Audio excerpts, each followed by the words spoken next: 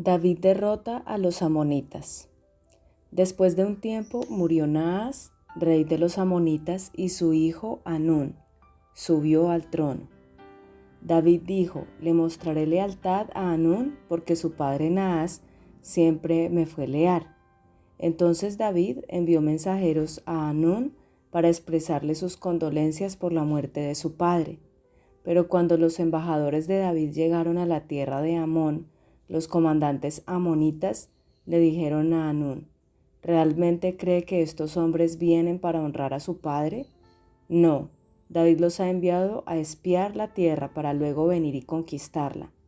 Entonces Hanún tomó presos a los embajadores de David, les afeitó la barba, les cortó los mantos a la altura de las nalgas y los envió avergonzados de regreso a David.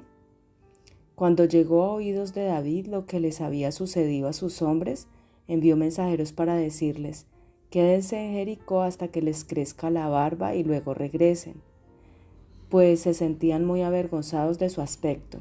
Cuando el pueblo de Amón se dio cuenta de que tan seriamente había provocado el enojo de David, Hanún y los amonitas enviaron 34 toneladas de plata para contratar carros de guerra y sus conductores de Aram Naharaim, de Aram Maaca y de Soba. También contrataron 32,000 carros de guerra y lograron el apoyo del rey de Maaca y su ejército. Estas fuerzas acamparon en Medeba, donde se les unieron las tropas amonitas que Hanún había reclutado en sus propias ciudades. Cuando David se enteró, envió a Joab con todos sus guerreros a pelear contra ellos. Las tropas amonitas se pusieron en pie de guerra a la entrada de la ciudad, mientras los otros reyes tomaron posiciones para pelear a campo abierto. Cuando Joab vio que tendría que luchar tanto por el frente como por la retaguardia, erigió a algunas de las tropas selectas israelitas y las puso bajo su propio mando para luchar contra los arameos a campo abierto.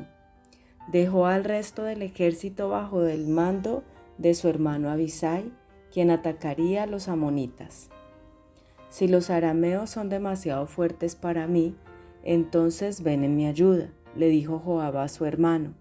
Si los amonitas son demasiado fuertes para ti, te ayudaré.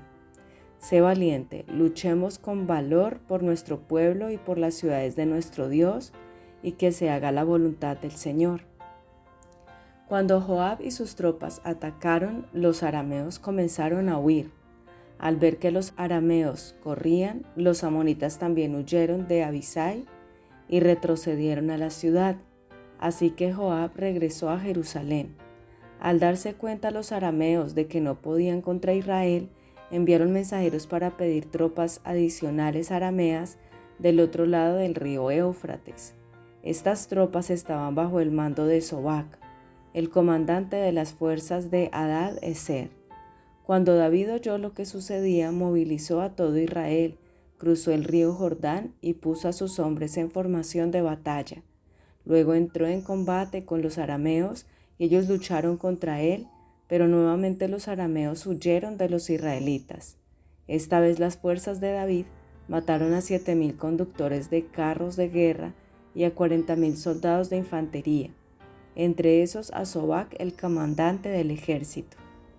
Cuando los aliados de Hadad-Ezer vieron que Israel los había derrotado, se rindieron a David y se convirtieron en sus súbditos. Después de esto, los arameos nunca más quisieron ayudar a los amonitas. Padre del cielo, te adoramos. Alzamos hoy, Señor, a ti nuestras manos en exaltación y en adoración por las grandes maravillas que tú has hecho y que tú harás. Señor, te damos gracias por el valor que le diste a David y a su ejército para poder hacer frente a esta guerra con Amón y Siria. Fue una ofensa muy grande lo que los amonitas hicieron a los hombres de David. Vemos cómo, aunque David quería manifestar su misericordia y enviar embajadores para que consolaran a Hanún, pues fue verdaderamente lo contrario lo que ellos respondieron a David. Es difícil explicar por qué esos asesores de Hanún le dieron este consejo al rey de Amón. Es posible que realmente sospecharan de David o pueden haber usado esto como una forma de parecer sabios y astutos ante el rey. Es común que los mentirosos siempre sospechen que los demás mienten.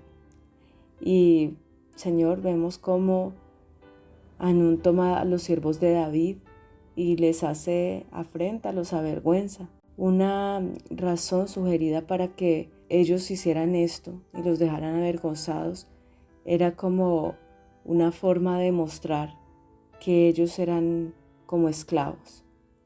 Y Padre, nosotros te pedimos, Señor, también que tú libertes nuestras vidas de toda la vergüenza, así como hiciste con David. Y Señor, vemos cómo viene esta guerra y cómo se arman tanto el pueblo de Israel como también los amonitas y cómo solicitan también esa ayuda de otros pueblos. Padre, vemos cómo tú le das esa victoria a Israel.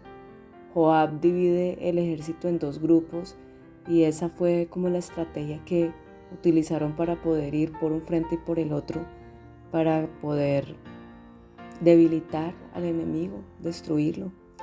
Y Señor, nosotros hoy te pedimos, Padre, que se quebranten también esas cadenas y ese enemigo que viene en contra de nuestras vidas, en contra de las familias, a destruir a los niños, a destruir los matrimonios.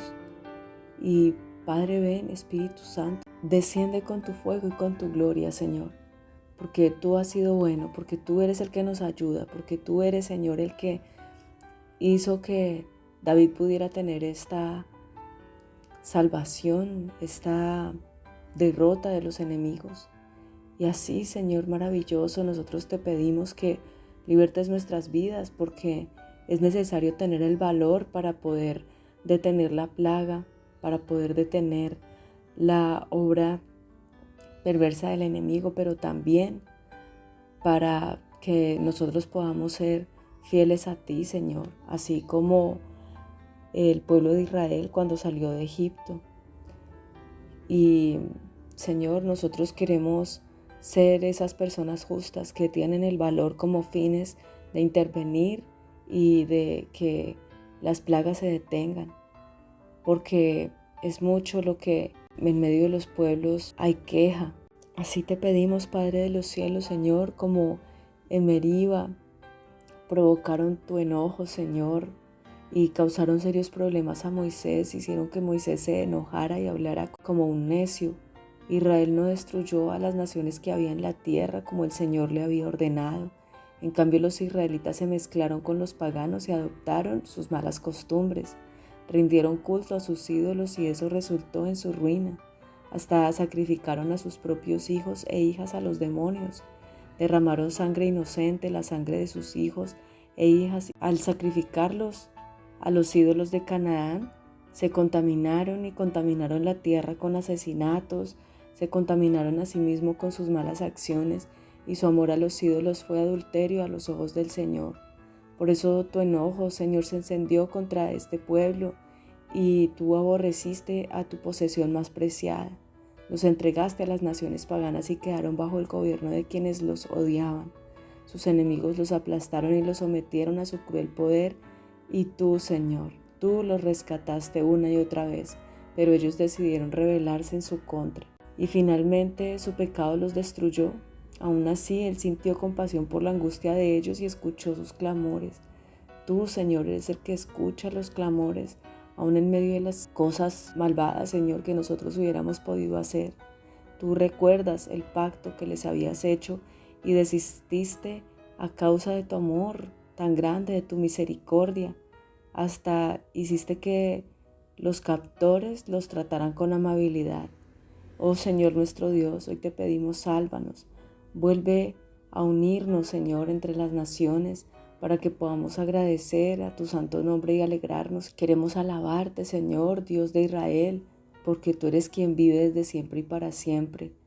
Y que todos, Señor, los que te aman y te buscan, digan amén. Y alabado seas tú, oh Señor, Dios poderoso. Te bendecimos, Señor, y te adoramos y te pedimos, llénanos con tu Espíritu Santo, que tu presencia sea la que nos guíe y dirija. En el nombre de Jesús. Amén.